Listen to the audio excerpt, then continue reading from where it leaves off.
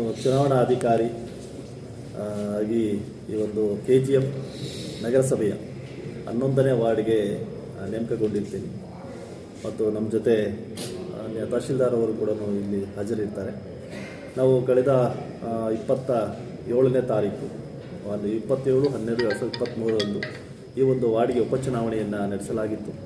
ಅದರಲ್ಲಿ 6 ಅಭ್ಯರ್ಥಿಗಳು ಕಣದಲ್ಲಿರ್ತಾರೆ ಈ ಒಂದು ಚುನಾವಣೆಯಲ್ಲಿ. ಅದರ ಪೈಕಿ ನಾವು ಚುನಾವಣೆ ಸುಸೂತ್ರ ಕೂಡ ನಡೆದಿರ್ತದೆ. ಒಟ್ಟು 3278 ಮತದಾರರ ಪೈಕಿ 2118 ಮತದಾರರು ಮತ ಚಲಾಯಿಸಿರ್ತಾರೆ. ಈ ದಿನದಂದು ದಿನಾಂಕ 30/12/2023 ಮತಗಳ ಎಣಿಕೆ ಒಂದು ಇದನ್ನು ಇಟ್ಕೊಂಡಿರ್ತೀವಿ ನಾವು ಇವತ್ತು. ಸೊ ಅದರಲ್ಲಿ ಈಗ ಎಣಿಕೆ ಕಾರ್ಯ ಮುಗಿದಿರ್ತದೆ ಈಗಾಗಲೇ. ಇದರಲ್ಲಿ 33, 34, 35ನೇ ವಾರ್ಡ್ನಲ್ಲಿ 36 ಮತಗಟ್ಟೆ ಕೇಂದ್ರಗಳಲ್ಲಿ ನಾವು ಚುನಾವಣೆ ಪ್ರಕ್ರಿಯೆ ಕೈಗೊಂಡಿರ್ತೇವೆ.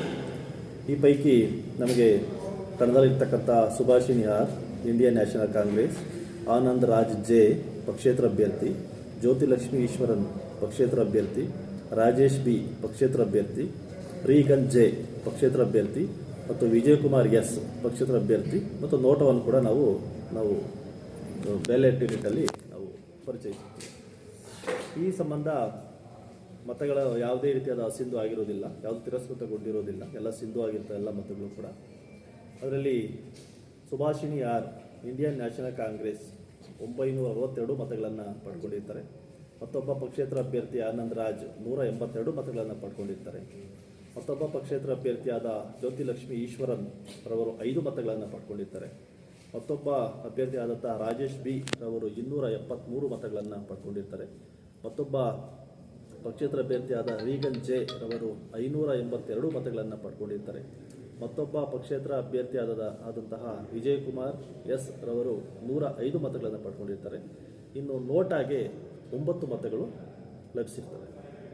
ಈ ಸಂಬಂಧ ಈ ಒಂದು ನಾವು ಅಂಕಿಅಂಶಗಳನ್ನು ನೋಡಿದಾಗ ಈ ಒಂದು ಉಪಚುನಾವಣೆಯಲ್ಲಿ 11ನೇ ವಾರ್ಡಿನ KGF ನಗರಸಭೆ ಉಪಚುನಾವಣೆಯಲ್ಲಿ ಅತಿ ಹೆಚ್ಚು ಮತಗಳನ್ನು ಪಡೆದಂತಹ Subhashini R, Indian National Congress ಪಕ್ಷದವರು 962 ಮತಗಳನ್ನು ಪಡೆಯುವ ಮುಖಾಂತರ ಇವರು ಜಯಶೀಲರಾಗಿರ್ತಾರೆ ಅನ್ನೋ ವಿಷಯವನ್ನು ನಾನು ತಮ್ಮಲ್ಲಿ ಹೇಳೋಕ್ಕೆ ಇಷ್ಟಪಡ್ತೀನಿ. 1000 ವೋಟರ್ಸ್ ಇದು ಮಾಡಿದ್ದಾರೆ, ನೆಗ್ಲೆಕ್ಟ್ ಮಾಡಿದ್ದಾರೆ, ಅದ್ರ ಬಗ್ಗೆ ಏನು ಹೇಳ್ತೀರಿ? ಹೇಳಿ. 1000 ವೋಟರ್ಸ್ ಪೋಲಿಂಗ್ ಮಾಡಿಲ್ಲ. ಈ ಒಂದು ಚುನಾವಣೆಯಲ್ಲಿ 3278 ಮತಗಳ ಪೈಕಿ 2118 ಮತಗಳನ್ನು ಮಾತ್ರ ಇಲ್ಲಿ ಚುನಾವಣೆ ಆಗಿರ್ತಕ್ಕಂಥದ್ದು. ಬಹುಶಃ 64%, 4% ಏನೋ ಬರ್ತದೆ.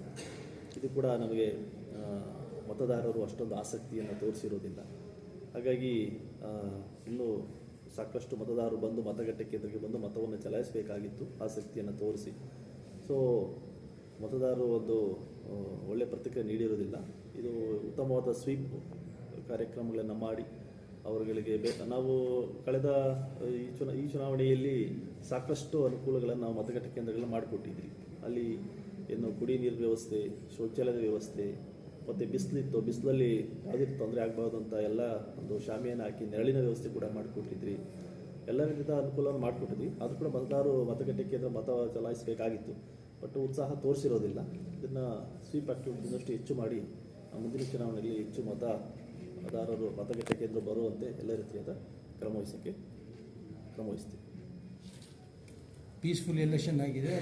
ಚುನಾವಣೆ ನಾನು ಆಗಲೇ ಹೇಳಿದಂಗೆ ಚುನಾವಣೆ ಯಾವುದೇ ರೀತಿಯಾದ ಅಹಿತಕರ ಘಟನೆ ಒಂದೂ ನಡೆದೇನೆ ತುಂಬ ಶಾಂತಿಯುತವಾಗಿ ಮತದಾನ ಆಗಿರ್ತದೆ.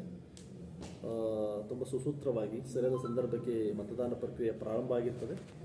ಸರಿಯಾದ ಸಂದರ್ಭಕ್ಕೆ ಮತಗಟ್ಟೆ ಕೇಂದ್ರದಲ್ಲಿ ಮತದಾನ ಪ್ರಕ್ರಿಯೆ ಮುಕ್ತಾಯ ಆಗಿರ್ತದೆ. ಯಾವುದೇ ರೀತಿಯ ಅಹಿತಕರ ಘಟನೆ ಆಗಿರೋದಿಲ್ಲ. ಸಾರ್ವಜನಿಕರು ಕೂಡ ಈ ವಿಚಾರದಲ್ಲಿ ತುಂಬ ಒಳ್ಳೆಯ ಸ್ಪಂದನೆಯನ್ನು ನೀಡಿರ್ತಾರೆ ಅಂತ ಹೇಳೋಕ್ಕೆ ಇಷ್ಟಪಡ್ತೀನಿ.